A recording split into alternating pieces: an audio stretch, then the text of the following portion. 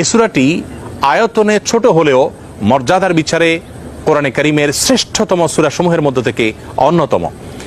নবী করিম সাল্লাল্লাহু আলাইহি সাল্লাম এক হাদিসে বলেছেন, ইন্নাহা লাতাআদিলু সুলসাল কোরআন, নিশ্চয়ই সূরা ইখলাস এটি মর্যাদার বিচারে এবং সওয়াবের দিক থেকে কোরআন কারীমের 1/3 বা 1/3 সমতুল্য।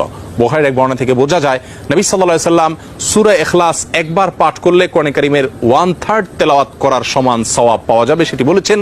এর উপর ভিত্তি করে অনেক উলামা ইকরাম বলেছেন, 3 বার যদি কেউ কুল হুয়াল্লাহ সূরা বা সূরা ইখলাস পাঠ করে তাহলে আল্লাহ রাব্বুল আলামিন তাকে গোটা কোরআন একবার পড়ে শেষ করার সমান সওয়াব দান করবেন। অন্য আরেকটি হাদিসে বর্ণিত হয়েছে, এক ব্যক্তি সূরা ইখলাস পাঠ করেছেন, নবী সাল্লাল্লাহু আলাইহি ওয়াসাল্লাম সে শুনতে পেয়ে তিনি বলেছেন ওয়াজাবাত, অর্থাৎ তার জন্য ওয়াজিব হয়ে গেছে।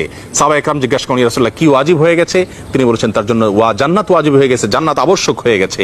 অন্য একটি বর্ণনায় তিনি বলেছেন, যদি কেউ 10 বার সূরা ইখলাস বা কুল হুয়াল্লাহ সূরা পাঠ করে আল্লাহ রাব্বুল আলামিন তার জন্য জান্নাতে একটি প্রাসাদ নির্মাণ করবেন। মসজিদে কুবার একজন ইমাম নিযুক্ত ছিলেন, যিনি প্রতি রাকাত ফরজ নামাজে সূরা ফাতিহা পাঠ করার পর যখন অন্য সূরা মেলানোর অপশন আসে তিনি প্রথমে সূরা ইখলাস পাঠ করেন, এরপর অন্য সূরা পড়েন। সাহাবা ইকরাম এবং সেই মসজিদের মুসল্লিরা নবী সাল্লাল্লাহু আলাইহি ওয়াসাল্লামের বিষয়টি উত্থাপন করলেন এবং তারা জানতে চাইলেন কেন তিনি এমনটি করেন। সূরা ইখলাস এটি তো প্রত্যেক রাকাতে পড়াটা বাধ্যতামূলক নয়, সূরা ফাতিহার পর তিনি নিয়মিত এটি কেন করেন? সেই ইমামকে ডেকে নবী সাল্লাল্লাহু আলাইহি ওয়াসাল্লাম জিজ্ঞাসা করলেন এর কারণ সম্পর্কে। তখন তিনি বলেন, ইয়া রাসূলুল্লাহ, আমি সূরাটাকে